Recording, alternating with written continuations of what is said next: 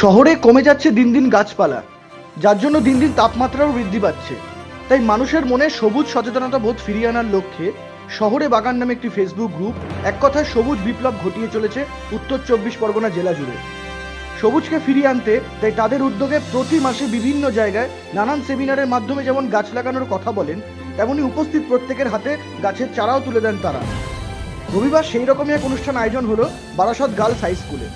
এদিনের এই অনুষ্ঠান নিয়ে শহরে বাগান ফেসবুক গ্রুপের অ্যাডমিন ঝঞ্জিত পাল জানান, আজকে শহরের মধ্যে এত পরিমাণে বৃক্ষছেদন হচ্ছে যে আজ পরিবেশের তাপমাত্রা যেভাবে বৃদ্ধি পেয়ে যাচ্ছে সেটা আমরা মোটামুটি সকলেই দেখতে পাচ্ছি। তো আমরা চেষ্টা করছি শহরের বাগান ফেসবুক গ্রুপের মাধ্যমে যে মানুষের মধ্যে সবুজ সচেতন বোধটাকে জাগিয়ে তোলা, যাতে মানুষ আরও বেশি করে গাছ লাগায় এবং পরিবেশ সম্পর্কে আরও বেশি করে সচেতন হয়।